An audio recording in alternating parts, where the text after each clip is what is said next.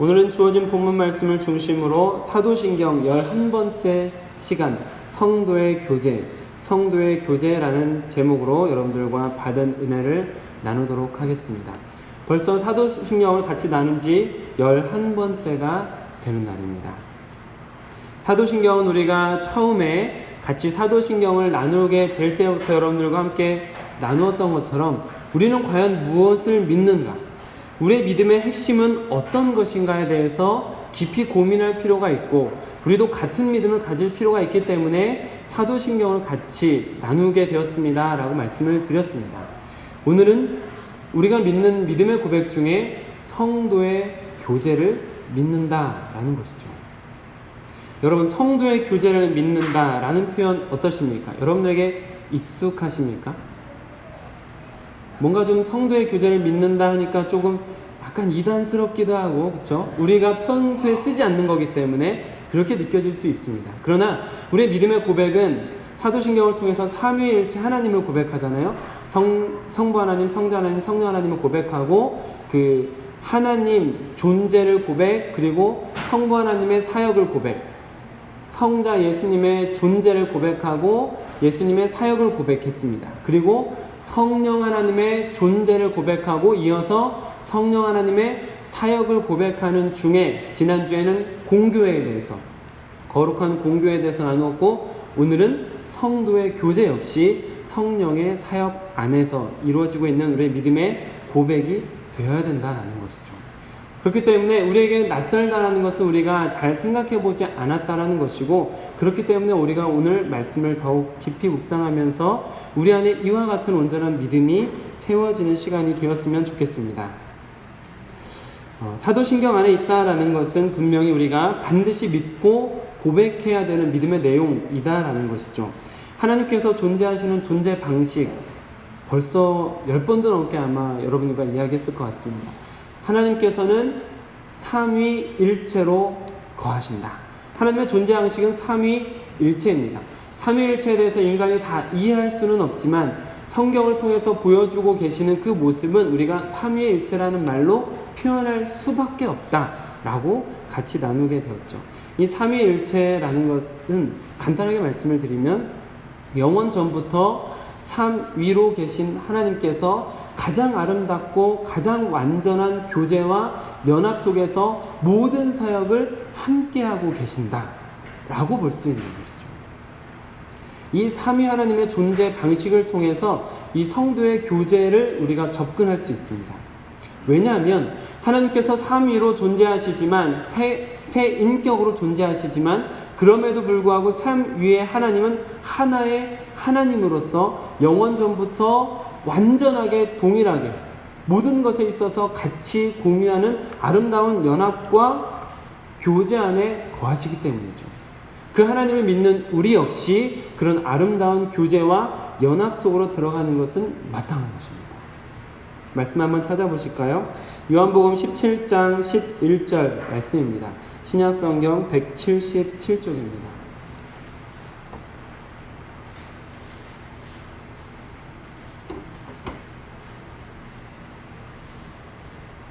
요한복음 17장 11절 말씀. 우리 기초반 성경 공부하시는 분들은 벌써 요한복음을 몇 번 읽으셨을 것 같아요. 계속해서 반복해서 읽었기 때문에 아마 많이 읽으셨을 것 같은데, 이 요한복음 17장 말씀은 전체적으로 예수님께서 예수님의 백성을 위해서 하는 기도, 그러니까 하나님의 백성들이 하나님 앞에 어떻게 서야 될지 예수님께서 그 백성들을 위해서 중보하신 대제사장적 기도라고 볼 수 있습니다. 그 말씀 중에 11절 말씀 우리 한번 같이 읽어보겠습니다. 시작. 그들은 세상에 있사옵고 나는 아버지께로 가옵나니, 거룩하신 아버지여, 내게 주신 아버지의 이름으로 그들을 보전하사 우리와 같이 그들도, 아멘, 우리와 같이 그들도 하나가 되게 하옵소서. 예수님께서 삼위로 거하시는 삼위일체 하나님의 아름다운 연합을 지금 같이 이야기하고 계시는 거죠. 우리와 같이 예수님께서 하나님과 성령님과 하나로 거하시는 것과 같이 그들은 누구입니까? 제자들, 하나님의 백성들, 우리들입니다. 우리도 하나가 되게 하옵소서. 예수님께서 하나님의 백성들을 위해서 마지막으로 했던 매우 중요한 이 대제사장적 중보기도 속에 그들도 하나가 되게 하옵소서라고 분명히 말씀하며 기도하고 계시다라는 것이죠. 하나님을 믿는 사람이라면, 성도라면 이와 같이 하나님께서 보여주신 그 아름다운 교제와 연합 속에 들어가야 됩니다. 이것은 선택이 아닙니다. 절대 선택이 아닙니다. 예수님께서 그들도 우리와 같이 하나가 되었으면 좋겠습니다. 돼도 좋고 안 돼도 좋습니다 라고 기도하지 않았습니다. 예수님은 그들도 우리와 같이 하나가 되게 하옵소서. 이게 예수님의 바람이라면, 정말 성도로서 예수 그리스도를 믿는 자라면 반드시 성도의 교제 안에 들어오는 것, 마땅히 그 안에 들어오는 것이 의무입니다. 반드시 그 교제와 연합 안에 있어야 되는, 공동체로 존재해야 된다는 것이죠. 성령의 교제는 처음에 말씀드린 것과 같이 성령의 사역입니다. 성령께서는 우리와 하나님을 연결하실 뿐만 아니라 우리와 다른 지체를 연결하시는 분이십니다. 그렇기 때문에 성도의 교제는 성령의 사역이다라고 볼 수 있는 거죠. 그럼 여러분, 성도의 교제란 무엇일까요? 오늘 성도의 교제라고 나누는데, 성도의 교제란 무엇일까요? 예주가 무언가를 아주 맛있게 먹네요. 소리가 예주야, 조금만 조용히 먹어주세요. 자, 성도의 교제란 뭘까요? 교회 안에서 어울리는 교제는 다 성도의 교제일까요? 만약 교회 안에서 만나서, 지훈 형제님 말씀 같이 들어도 돼요. 네네. 자, 교회 안에서 어울리는 모든 것을 성도의 교제라고 볼 수 있을까요? 만약 그렇다면 교회 안에서 만났어요. 교회 안에서 만났는데 사적인 감정이 막 생겨나면서 그 사람만 보면 막 이상하게, 그러면 안 되는데 두근거리기 시작하고, 막 그 사람 보면 막 설레기 시작하고, 그러다가 나는 분명히 결혼했는데 근데 그 사람하고 이상한 이성적인 관계로 발전하면 성도의 교제입니까? 교회 안에서 했던 교제인데요, 교회 안에서 이루어진 교제인데요, 성도의 교제입니까? 아닙니까? 아니죠.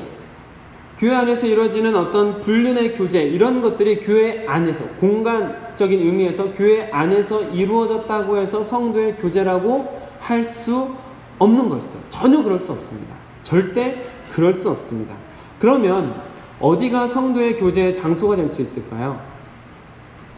어디가 성도의 교제가 이루어지는 곳이라고 말할 수 있을까요? 그것은 바로 예수님 안에라고 대답할 수 있어야 됩니다. 예수님 안에서 교제하는 것, 이것이 바로 성도의 교제라는 것이죠. 여기에서 또 한 번 더 짚고 넘어가야 될 중요한 것은 바로 성도라는 것입니다. 성도의 교제라는 것이죠. 건강한 교제는 성도의 교제로 이루어질 수 있습니다. 성도란 어떤 존재입니까? 그냥 교회를 왔다 갔다 다니는 사람들이 아닌 거죠.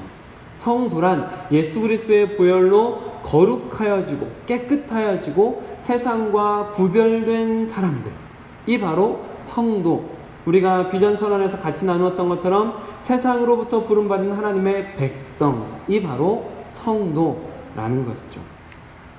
예수 그리스도를 온전히 믿는 믿음으로 예수 그리스도의 보혈로 깨끗해진, 예수님을 주라고 고백할 수 있는 예수님의 종인 사람들, 이 사람들이 성도라고 할 수 있습니다. 이 사람들은 세상과 구별되기 때문에 진짜 그리스도인이라고 말할 수 있는 것이죠. 그렇기 때문에 성도의 교제라고 하는 이 온전한 성도로서 교제하는 것에는 아까 말씀드렸던 이상한 어떤 이성에 대한 불륜 같은 그런 이상한 교제는 일어나지 않는 것이죠. 성도의 교제에서 가장 먼저 전제되어야 될 것은 정말 진심으로 예수 그리스도를 믿는 자인가, 예수님을 구주로 고백하는 자인가 라는 것이죠. 예수님을 정말 믿음으로 믿고 또 예수님을 주인으로 고백하는 자가 하나님께서 만드신 가정의 질서를 깨트리는 일을 할까요? 하지 않을까요? 할 수가 없겠죠. 그렇기 때문에 아까 이상한 예로 드렸던 그런 이성적인 접촉이나 불륜 같은 관계는 절대 성도의 교제 안에서 일어날 수는 없는 것입니다. 여러분, 제가 성도 간의 교제에 대해서 누군가에게 권면을 할 때, 또 제가 다른 성도와 교제 안에 있어야 될 때, 그때 제가 가장 중요하게 생각하는 기준이 있거든요. 여러분께서도 이 기준을 분명히 생각해 보는 게 좋다라고 저는 생각합니다. 우리가 정말 건강한 성도의 교제 안에 있는가, 나는 저 사람과 건강한 성도의 교제 안에 있는가를 판단해 볼 수 있는 아주 중요한, 가장 중요한 것이라고 생각하는, 제가 생각하는 기준은 무엇이냐면, 나와 너 사이에 예수 그리스도가 계십니다. 이것입니다. 나와 당신 사이에 예수 그리스도께서 계시는가. 저는 이것이 성도의 교제에 매우 중요한 기준이라고 생각합니다. 여러분, 건물을 지을 때 우리 교회도 25년 전에 아름답게 지어졌는데 어떤 재료들이 들어갈까요? 쇠로만 다 지을까요? 또 뭐가 들어갈까요? 벽돌, 세멘트. 전문 용어 나왔습니다. 세멘트. 네, 또 뭐가 있습니까? 나무. 네? 100가지도 넘어요. 네. 네. 모든 질문의 답을 일갈딱 하셨습니다. 네, 100가지도 넘는 수많은 재료들이 들어갑니다. 그럼 여러분, 이 수많은 재료를 가지고 한 사람이 이 교회를 지었을까요? 교회를 짓는데 들어간 손이 한 사람의 손만 들어갔을까요? 수많은 사람들이 설계부터 해서 골조를 세우는 사람들, 벽을 미장하는 사람들, 페인트 칠하는 사람들, 그리고 우리 지하 1층은 장로님께서 딱 세멘트 딱 깔아가지고 나라시 딱 해서 보일러 딱 깔고, 그쵸? 딱 우리 장로님의 손길까지 수많은 사람들의 손길이 모아져서 건물 하나가 지어집니다. 그럼 여러분, 건물이 지어질 때 건물에서 가장 중요한 것은 무엇일까요?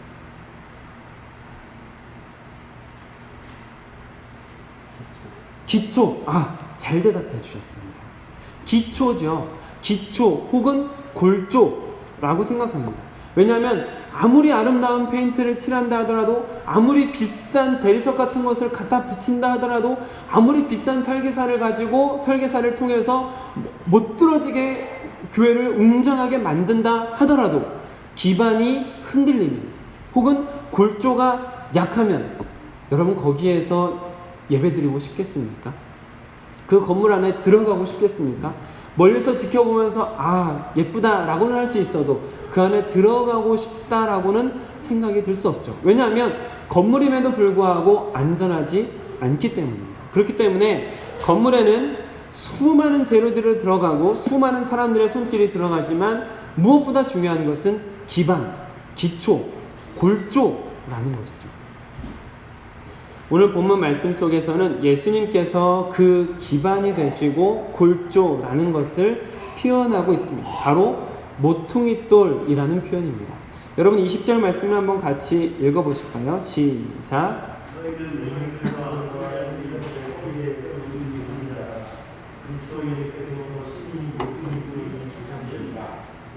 아멘.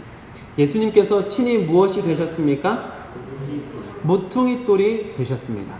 사전에서 모퉁이돌을 찾아보니까 사전상의 의미로는 주춧돌이라고 나옵니다. 그리고 부연 설명으로 기둥 밑에 기초로 받쳐놓은 돌이다 라고 되어 있습니다.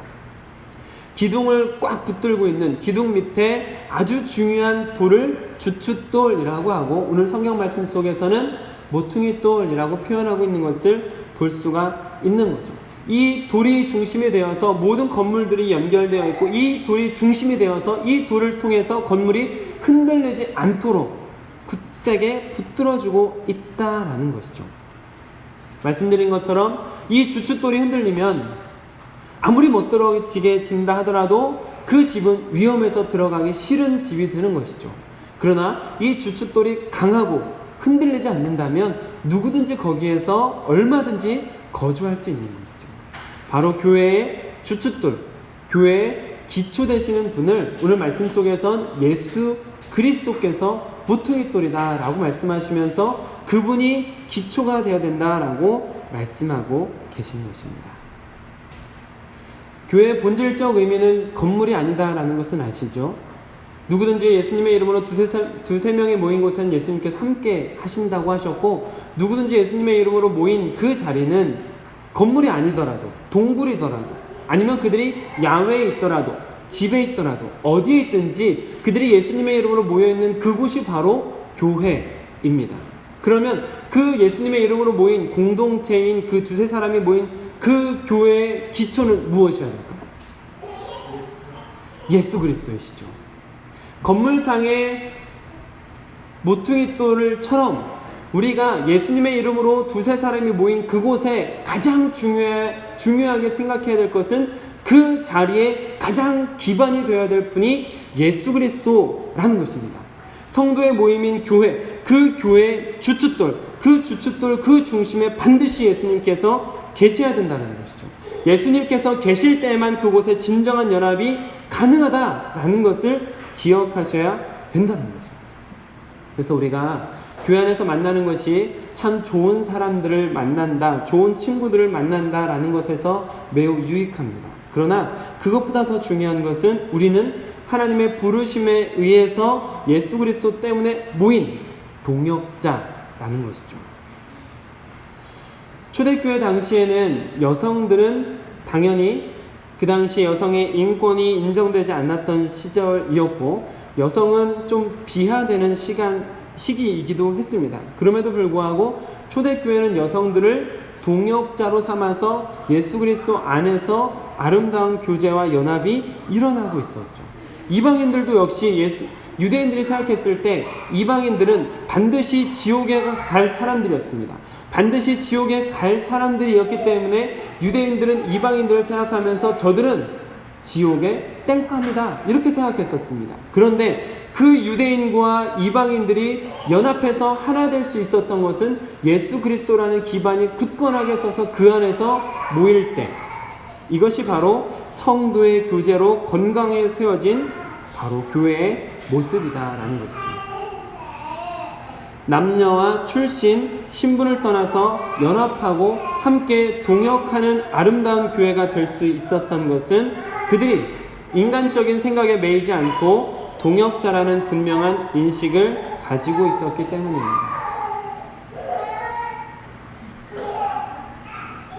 예주야,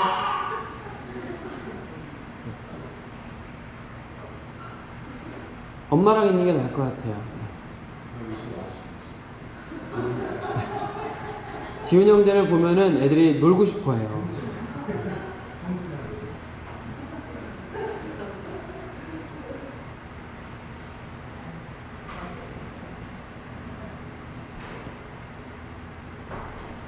네, 말씀을 이어서 가겠습니다. 자, 초대교회 이야기를 하고 있었는데요.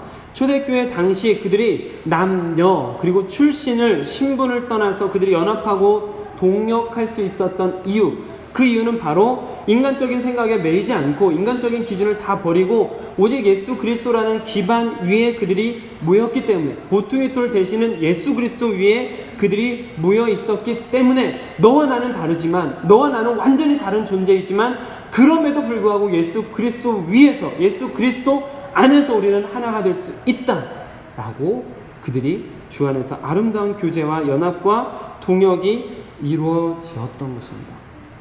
여러분, 그래서 아까 말씀드렸던 것처럼 우리는 분명한 기준, 나는 정말 주 안에서 아름다운 성도의 교제를 하는가 안 하는가를 생각할 때 어떤 기준을 세우면 된다 그랬습니까?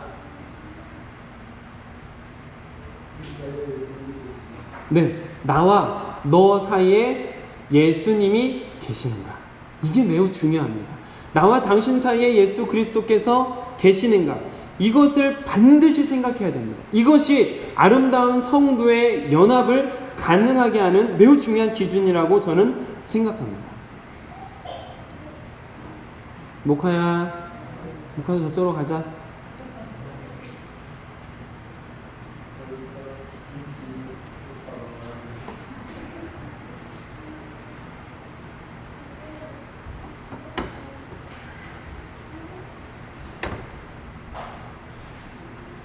성주야, 하나님이 어떤 걸 제일 좋아하시지? 우리가 아름답게 예배하면 하나님이 좋아하세요. 알죠? 자, 예배 잘 들어볼게요. 자, 다시 말씀 이어가겠습니다.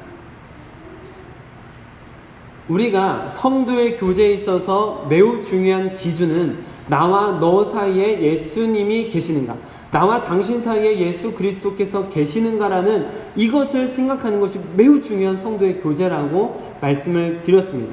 이것은 모든 사역에 있어서 반드시 일어나야 되는 것이고, 모든 교제, 교회 안에서 일어나는 모든 교제 안에서 반드시 생각해봐야 될 매우 중요한 기준이라고 저는 생각합니다. 목회자들이 타락하잖아요. 목회자들이 타락하는 많은 이유 중에 가장 많이 타락하는 게 어떤 건지 아세요? 돈과 여자입니다. 성적인 문제, 경제적인 문제로 목회자들이 타락하는, 그러니까 가장 많이 타락하게 되거든요. 이 성적인 문제나 경제적인 문제, 이런 부분에 있어서 목회자들이 타락하는 이유가 무엇이겠습니까? 잘 걸어가다가 그 자리에서 넘어지는 이유가 무엇이겠습니까? 그 자리에 예수님이 계시다라는 것을 잊어버린 것이죠. 그 자리에 나와 너 사이에 예수님께서 지금 계시다라는 것을 잊어버린 것이죠. 그 자리에서 예수님을 잊어버렸기 때문에 그런 잘못된 타락된 길로 걸어가게 되는 것입니다. 제가 소원교회 오기 전에 전에 있던 성동교회 목사님께서, 고강희 목사님께서 저한테 이제 물어보셨어요. 거기 가면은 이제 목양실이 생기고, 목양실은 목사가 가장 말씀에 집중할 수 있는 가장 아늑한 곳이고, 목사가 가장 편한 곳이고, 가장 좋은 곳이어야 된다 라고 말씀해 주시면서, 그러니까 우리 장로님한테 혹은 성동교회에 무엇이든지 부탁해라. 그러면 최대한 들어주고 도와주도록 노력하겠다. 이렇게 말씀을 하셨거든요. 근데 제가 그때 말씀드린 게 무엇이었냐면, 목사님, 저는 한 가지가 있습니다 라고 말씀드리면서, 무엇이었냐면, 저는 사방이 유리로 된 목양실이었으면 좋겠습니다, 이렇게 말씀을 드렸어요. 왜냐하면 누구든지, 물론 방음이 잘 되는 사방이 유리로 된 목양실, 왜냐하면 제가 누구와 상담을 해도, 어떤 사람과 상담을 해도 거리끼지 않는 곳이어야 되기 때문에, 누구든지 쳐다볼 수 있기 때문에, 제 자신이 흐트러지지 않을 수 있기 때문에, 그래서 사방이 뚫린 곳이었으면 좋겠다라고 저는 그렇게 말씀을 드렸었는데, 기도가 응답됐잖아요. 사방에 유리조차 없어요. 빵 뚫려 있어요. 그래서 저는 하나님이 오자마자 이렇게 기도 응답을 해주신다고 저는 되게 감사했어요. 진심으로. 저는 좋아요. 그래서 그렇게 뚫려 있는 공간이 있어야, 그 자리에 있어야 제가 적어도 예수님을 잊어버리는 순간이 온다 하더라도 누가 내 옆에 있을 수 있다라는 그 마음 때문에 실수를 하지 않는다라고 저는 생각하거든요. 목회자가 타락하는 많은 요인 중에 성적, 경제적 타락을 말씀을 드렸는데, 그렇게 돈 때문에, 여자 때문에 넘어지는 그 자리는 나 혼자 있다라고 생각할 때, 혹은 우리 둘만 있다라고 생각할 때, 그곳은 사탄이 틈타는 자리가 되는 것이죠. 그러나 지금 여기는 나 혼자가 아니라 예수 그리스도께서 같이 계신다. 지금 여기는 우리 둘만 있는 자리가 아니라 우리 둘 사이에 예수 그리스도께서 계시는 자리다 라고 생각할 수 있을 때, 거기에 문제가 생길 수 있을까요? 저는 그렇기 때문에 이와 같이 예수 그리스도께서 나와 너 사이에, 모든 동역자 사이에 예수 그리스도께서 계셔야 된다라는 그 인식, 예수님께서 지금 우리 사이에 계시다라는 이 인식이 매우 중요한 성도 간의 교제의 기준이라고 저는 생각합니다. 또한 성도 간에 시험 드는 일들도 많이 있잖아요. 교회 안에 있다 보면 여러 가지 시험 드는 일들이 있는데, 개인의 이권을 다투고 혹은 자신의 의견을 관철하기 위해서 여러 가지 욕심을 부리는 일들이 일어나면서 교회 안에 파벌이, 또 혈연 중심으로 모이면서 여러 가지 문제들이 일어나고 있는 것을 볼 수가 있습니다. 여러분, 교회는 가족 중심, 혈연 중심으로 모이는 혈연 공동체가 아니라 예수 그리스도의 보혈 중심으로 모이는, 예수 그리스도의 피로 하나 된 공동체라는 것을 우리는 반드시 인식을 해야 되는 것이죠. 그렇기 때문에 나와 너가 연결될 수 있는 이유는 오직 예수 그리스도의 보혈이 우리를 이끌고 있기 때문에, 예수 그리스도의 보혈 안에서 우리는 하나 되었기 때문에, 그래서 우리가 한 성령으로 한 세례를 받아서 주님 안에서 하나가 되지 않습니까? 이와 같이 나와 너가 같이 있을 수 있는 이 자리는 나와 너의 어떤 인격적인 혹은 성향이 비슷해서, 성격이 비슷해서, 마음이 잘 맞아서가 아니라 예수 그리스도께서 우리를 하나 되게 하셨기 때문에, 예수 그리스도께서 우리를 이곳으로 모으셨기 때문에, 이곳에서 하나 되라고 하셨기 때문에, 말씀드렸듯이 공동체가 되고 하나 되고 동역하는 것은 의무라고 말씀을 드리지 않았습니까? 하나님께서 우리를 하나 되도록 불러주셨기 때문에 우리는 이 안에서 예수님을 중심으로 하나로 모여야 된다는 것이죠. 또한 이것이, 저는 부부간의 관계에 대한 어떤 상담을 할 때라든지 혹은 제 자신이 가족과의 관계에 있어서 또 이것이 중요한 기준으로 작용할 때가 많이 있습니다. 성도 간의 교제에 있어서 매우 중요한 기준 하나는 말씀드렸듯이 성도와 성도 사이에 예수 그리스도께서 계시는가 라고 말씀을 드렸잖아요. 가정에 한번 생각해 보세요. 가정에 부부가 다퉈야 될 만한 상황이 있을 수도 있습니다. 다투고 싶은 마음이 생길 수도 있습니다. 그런데 만약 그 자리에 나와 너, 남편과 아내 사이에 예수님께서 계시다면 거기서 우리가 화를 내고 성질을 내고 싸울 수 있을까요? 어렵다라는 것이죠.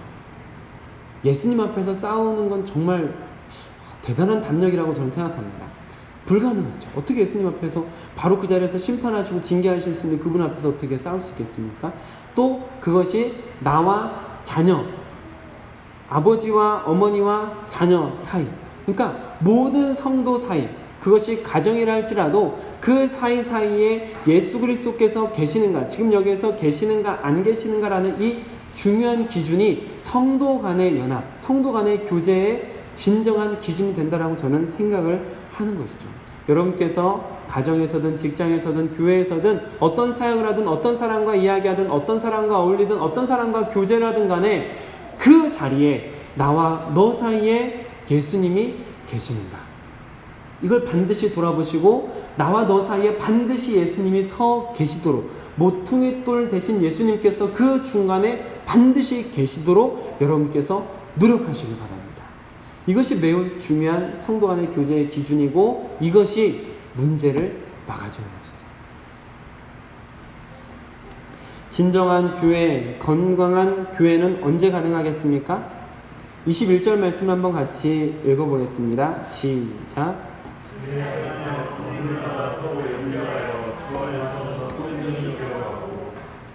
그의 안에서, 주님 안에서 건물마다 서로 연결하여 주 안에서 성전이 되어가고 라고 말씀하고 있습니다. 예수님 안에서 서로 연결되어 갈 때, 모퉁이 돌 되시는 예수님께서 딱 자리 잡고 계시고 그 안에서 연결되어 갈 때 거룩한 성전, 진정한 성전이 되어간다 라는 것이죠. 예수님을 믿어 성도가 된 사람이라면 누구나 이것이 의무라고 말씀을 드렸습니다. 성도의 교제 안에 들어와서 연합하고 살아가는 것은 마땅한 것이고 의무라고 말씀을 드렸습니다. 그렇기 때문에 이것이 어렵지만 반드시 이뤄야 되는 일이기 때문에, 또 이것을 반드시 이뤄야 되지만 그럼에도 불구하고 우리 안에 그만한 연합의 정신, 그만한 포용의 사랑, 긍휼의 마음 같은 것들이 없기 때문에 성령의 열매로 우리에게 주시는 이유도 있는 것이죠. 성령의 열매 우리가 같이 나누었지만 가장 먼저 주시는 열매가 무엇이었습니까? 그렇죠. 모르시더라도 지금 무엇에 대해서 말하겠습니까? 사랑. 그렇죠? 사랑으로 포용하고 사랑으로 연합되고 주님 안에서 하나 될 수 있는 힘이 우리 안에는 온전히 있지 않기 때문에, 그러나 주님께서는 반드시 주님 안에서 하나 되는 공동체를 바라시기 때문에 그 공동체를 만들어가는 데 있어서 우리는 우리의 힘으로, 인간적인 노력으로 그냥 친하게 지내고 그냥 따뜻한 마음을 베푼다고 해서 되는 것이 아니라 성령께서 주시는 열매인 아름다운 긍휼의 사랑, 그 하나님이 주시는 사랑의 마음으로 연합되기 시작할 때 그 안에 주 안에서 성전이 되어가는 아름다운 일이 일어난다라는 것이죠. 그런 의미에서 주 안에서 성도 간의 사랑은 의무이고 성도 간의 사랑은 사명입니다. 그렇기 때문에 이것은 그저 감정으로만 하는 것이 아니다라는 것이죠. 전에 한번 제가 사랑은 무엇일까요? 라고 여러분들에게 질문을 드리면서 저는 사랑을 이것이라고 생각합니다 라고 말씀드린 적이 있습니다. 혹시 기억하세요? 희생이었습니다. 저는 사랑, 가장 아름다운 사랑은 희생, 물론 자발적이고 즐거운 희생이겠죠. 이 희생이 있을 때 그 사랑은 진짜 사랑이다라고 저는 생각을 하고, 예수 그리스도께서 십자가에서 희생하셨던 그 궁극의 사랑을 우리에게 보여주셨기 때문에 우리가 그 사랑에 감격하여 주님 앞으로 나아가게 되지 않습니까? 그렇습니다. 사랑은 반드시 우리 안에 있어야 되는 성도 간의 교제, 성도 간의 연합에 반드시 필요한 감정이고 또한 은사이며, 또 이 사랑은 희생으로 온전하게 이루어지게 되는데, 성도의 교제가 바로 다른 성도를 위한 희생 정신입니다. 하이델베르크 교리문답에 있는 내용을 잠시 읽어드리겠습니다. 하이델베르크 교리문답 55번에 보면 성도의 교제에 대해서 나오는데, 두 번째만 읽어드리면 이렇습니다. 각 신자는 자기의 은사를 다른 지체의 유익과 복을 위하여 기꺼이 그리고 즐거이 사용할 의무가 있습니다. 어렵지 않은 내용이죠. 교회 안에 우리가 수요일날 교회론에 대해서 여러분들과 같이 나누면서 은사 공동체라고 말씀을 나눈 적이 있습니다. 하나님께서는 세상으로부터 부름받은 하나님의 백성들이 주님 안에서 아름다운 연합, 또 주님의 일을 이뤄갈 수 있도록 모든 백성들에게 하나님이 저마다 각기 다른 은사들을 주셨다라는 것이죠. 그래서 제가 가지고 있는 은사와 여러분이 가지고 있는 은사가 다릅니다. 그래서 제가 좋게 보이는 것을 여러분들은 안 좋게 볼 수도 있고, 저는 아무렇지도 않은 것을 여러분들이 마음에 걸릴 수도 있습니다. 예를 들면 우리가 기초반 성경 공부하면서 말씀 같이 드렸던 건데, 제 자리 혹시 와보신 분 계세요? 목양실에 제 자리 들어가서 보신 분, 아니면 이렇게 그 파티션 너머로 이렇게라도 보신 적 있으신 분? 별로 없으신가요? 몇 분 계시죠? 어떻습니까? 여러분 스타일이신가요? 아니면 좀 이거 좀 빨리 치워버리고 싶다, 싹 다 걷어버리고 싶다, 뭐 이런 생각이 드시나요? 엄청 지저분해요. 네, 그렇습니다. 그때 기초반 할 때도 우리 집사님, 권사님하고 같이 이야기 나눴는데 답답하다고 막 빨리 치워버리고 싶다고 막 그렇게 말씀을 하셨었거든요. 근데 저한테는 아무렇지도 않다는 거죠. 신기하죠?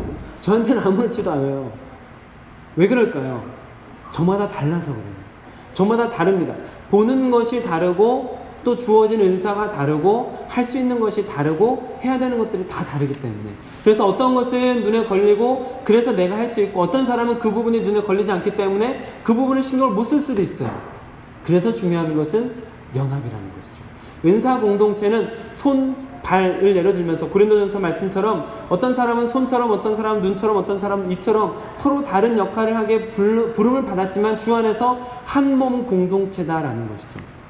손이 만약에 자기 자신만을 위해서 먹을 것을 입으로 가져가지 않는다면 어떻게 될까요? 몸이 약해지고, 몸이 약해지면서 동시에 손도 같이 약해지겠죠. 자기 자신만 생각하다가 입으로 먹을 것을 가져다 주지 않다가 자기 자신도 같이 그 몸과 함께 멸망해 가는 것처럼, 공동체, 은사 공동체로 모여진 우리는 저마다 다른 은사를 가지고 저마다 다른 은사를 발현하고 발휘하면서 그 은사로 서로 다른 모습으로 같이 섬길 때 교회는 건강해지는 것입니다.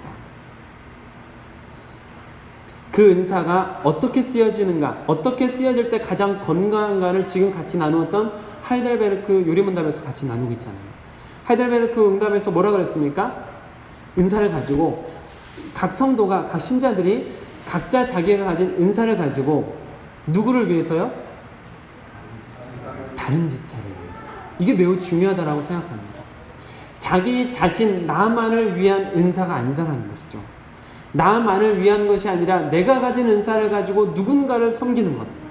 적어도 오늘 우리 장로님께서 찬양의 은사를 가지고 찬양을 인도를 해주셨어요. 그렇기 때문에 저는 예배 전에 더 많은 시간 동안 기도하면서 예배에 집중할 수 있었어요. 이와 같이 서로 다른 은사를 가지고 같이 만들어가는 아름다운 연합. 우리 권사님께서 다리 다치셨어요. 다리 다치셨는데도 불구하고 오늘 깁스를 하고 쩔뚝쩔뚝 거리시면서 이거를 들고 올라오셨어요. 얼마나 감사해요. 박수 한번. 권사님 감사합니다. 전 여기 설 때마다 이 물 없이는 죽을 것 같아요. 이게 서로 다른 은사, 서로 다른 기능, 서로 다른 잘할 수 있는 것들을 가지고 하나의 아름다운 예배를 만들어가는 것이죠. 여러분, 은사는 나 자신을 위해서가 아니라 누군가를 위해서, 그리고 즐거운 마음으로 기꺼이 섬길 수 있을 때, 이것이 바로 진정한 은사의 활용이고, 이 은사가 진정으로 아름답게 활용될 때 그것이 성도의 교제라는 것이죠. 성도의 교제는 너와 나 사이에 예수님이 계시는가라는 중요한 분명한 기준이 있으면서, 그리고 예수님만 계시는 것이 아니라 그 예수님을 중심으로 내가 가지고 있는 은사를 가지고 이 사람을 어떻게 섬길까? 교회에 여러분과 생각이 똑같은 분들만 모일까요? 서로 다른 분들이 모일까요? 여러분들의 마음을 막 화나게 하는 사람 올 수 있을까요? 없을까요? 물어보겠습니다, 여러분. 공동의회를 해서 저 사람이 마음에 안 듭니다 라고 해서 투표를 해가지고 투표수가 많이 나오면 그 사람을 쫓을 수 있을까요? 없을까요?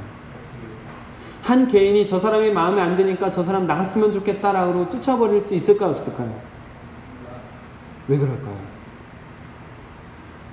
교회는 나를 위해 존재하는 곳이 아니기 때문이죠. 나에게 주어진 은사도 누군가를 위해서, 다른 사람을 위해서 써야만 하기 때문이죠. 그렇기 때문에 내가 봤을 때 저 사람 너무나 못마땅해. 그럼에도 불구하고 나는 저 사람을 위해서 무엇을 할 수 있을까? 이 생각을 할 때 건강한 진짜 성도 간의 교제가 나타나는 것입니다. 나는 저 사람을 위해서 무엇을 할 수 있을까? 저 사람이 정말 어쩜 저는 막 이런 생각이 드는데 그래도 내가 저 사람을 위해서 무엇을 할 수 있을까? 이것을 생각할 수 있다면 이 두 가지입니다. 너와 나 사이에 예수님이 계시는가? 그리고 나는 당신을 위해서 무엇을 할 수 있을까? 내가 가진 은사를 가지고 당신에게 어떻게 섬길 수 있을까? 이것이 바로 우리 안에 건강한 성도의 교제를 가능하게 하는 것이죠. 여러분, 성도의 교제는 예수 그리스도를 중심으로 만나서 너와 나 사이에 예수님께서 계시는 동역자 관계가 되는 것이고, 자기의 은사를 다른 지체의 유익과 복을 위해서 기꺼이 그리고 즐거이 사용하는 것이다 라고 말씀을 정리할 수 있습니다. 그러면 이것이 주는 유익도 한번 알아보면 좋을 것 같은데요. 22절 말씀을 한번 같이 읽어보겠습니다. 22절 시작. 너희도 성령 안에서 하나님이 거하실 초소가 되기 위하여 그리스도 예수 안에서 함께 지어져 보입니다. 아멘. 성도의 교제가 주는 아주 중요한 유익이 바로 22절 말씀에 기록되어 있다라는 것을 보실 수가 있죠. 너희도 성령 안에서 하나님이 거하실 처소가 되기 위하여. 성도의 교제, 예수 그리스도를 모퉁이 돌 삼아서 예수 그리스도 안에서 함께 지어져가는 그 아름다운 건강한 진짜 교회, 그 교회는 누가 거하십니까? 하나님이 거하시는. 22절에서 분명히 우리가 왜 그렇게 교제해야 되는가? 왜 예수 그리스도를 중심으로 교제해야 되는가? 주 안에서 왜 성도의 교제가 있어야 되는가? 22절에서 분명히 말씀하고 있잖아요. 하나님이 거하실 처소가 되기 위하여. 여러분, 출애굽기 40장에서 모세가 성막을 완성했을 때, 성막을 완성하고 하나님 앞에 봉헌할 때 어떤 일이 일어납니까? 하나님의 영광이 구름처럼 가득히 임하면서 감히 인간이 범접할 수 없는 공간이 되면서 하나님의 임재가 있었다라는 것이죠. 하나님이 거하시는 성막, 그곳이 완성되었을 때 그곳에 하나님께서 거하셨습니다. 솔로몬이 지었던 성전을 짓고 성전을 하나님 앞에 봉헌에 올려드렸을 때 하나님께서 솔로몬의 봉헌에 올려드린 그 봉헌한 성전을 받으시며 봉헌하면서 올려드렸던 기도에 응답하시면서 하나님께서 하셨던 말씀이 무엇입니까? 내가 내 눈동자를 여기에 두고 내가 여기에 머물고 내가 여기서 귀를 기울이겠다. 누구든지 여기서 기도한다면 내가 그 기도에 응답하겠다. 심지어 누구든지 예루살렘을 향해서 기도한다면 내가 그를 외면하지 않겠다. 이게 성전을 향한 약속이거든요. 하나님께서 응답하신 것이거든요. 성전은 그런 곳입니다. 하나님께서 하나님의 처소로 예비하신 그 자리에 하나님은 편재하시는 분이시잖아요. 이 땅 어디에든지 거하시지 않는 곳이 없지 않습니까? 그럼에도 불구하고 그 하나님이 특별히 더 거하겠다라고 말씀하신 곳이 성전입니다. 하나님께서 특별히 눈동자를 두고 특별히 귀를 기울이겠다라고 말씀하신 것이 성전입니다. 그런데 그 성전이 단순히 이런 건물로서의 성전뿐만 아니라 주 안에서 교제와 연합이 일어나는 두세 명의 예수 그리스도를 중심으로 모여지는 그 자리, 거기가 교회고 거기가 성전이고, 그 자리가 정말 성전으로서 예수 그리스도를 모퉁이 돌 삼아서 성전으로 세워진다면 그곳에도 하나님의 영광이 임한다는 것이죠. 출애굽기 40장에 성막에 임했던 아름다운 위대한, 또 인간이 감히 범접할 수도 없는 하나님의 임재, 또 솔로몬이 봉헌했던 그 성전에 임했던 하나님의 임재, 그 임재가 동일하게 우리가 주 안에서 아름다운 교제의 연합 가운데 있는 성도의 교제 안에 있는 그곳, 그 성전 안에 하나님의 임재가 있다는 것입니다. 그래서 오늘 말씀 22절에서 하나님이 거하실 처소가 되기 위하여 예수 그리스도를 모퉁이 돌 삼아서 그 안에서 함께 지어져 가라, 함께 연결되면서 성전이 되어서 함께 지어져 가라. 왜냐하면 하나님이 거하실 처소가 되기 위하여. 사랑하는 성도 여러분, 교회라는 이름은 있지만 성도 간의 연합이나 교제가 없고 분열과 다툼과 대립과 경쟁 속에 있다면 아무리 많은 사람이 거기에 있다 할지라도 그 자리는 하나님의 임재가 없는, 하나님은 안 계실 수 있는 곳이 될 수 있다는 것입니다. 그러나 아무리 작은 교회라 할지라도 성도 간의 교제가 있다면 그곳은, 그 자리는 하나님의 전이요 하나님이 거하시는 처소라는 것을 믿으시길 바랍니다. 그렇기 때문에 성도의 교제가 너무나 중요한 것이죠. 성도의 교제, 예수 그리스도를 중심으로 너와 나 사이에 예수 그리스도께서 계시며 자기가 가진 은사를 가지고 남에게 유익이 되기 위해서, 남에게 복이 되기 위해서 기꺼이 즐거이 섬기는 그 아름다운 은사가 발현될 때, 주 안에서 그런 아름다운 성도의 교제가 이루어질 때, 예수 그리스도가 중심이 되고 은사가 제대로 쓰여지는 그런 아름다운 성도의 교제가 있을 때, 그 교회는 아무리 작은 교회라 할지라도 진정한 교회고 하나님이 거하실 처소가 되는 줄 믿으시길 바랍니다. 이것이 교회를 더욱 교회되게 하는 것이죠. 이 교회를 하나님의 영광이 가득한 곳으로 만들어가기 위해서 우리가 이 성도 간의 교제를 기억하며 주님 안에서 아름다운 교제가 일어나는 우리 모든 성도님들이 되시기를 주님의 이름으로 축복합니다. 기준 무엇이었죠? 나와 너 사이에 예수님이 계시는가? 은사는 어떻게 쓰는 것이죠? 내가 가진 은사를 가지고 남에게 유익과 복을 주기 위해서 기꺼이 즐거운 마음으로 은사를 쓸 때, 이것이 건강한 성도의 유익이고, 그 자리는, 그 기준과 그런 은사가 있을 때 그 자리는 성도의 연합, 성도 간의 교제가 있고 그곳이 하나님이 거하실 처소가 된다라고 했습니다. 여러분들이 건강한 성도의 교제로 건강한 교회를 세워가며 하나님과 늘 함께 하시는 귀한 주님의 백성이시길 우리 주 예수 그리스도의 이름으로 축복합니다. 아멘.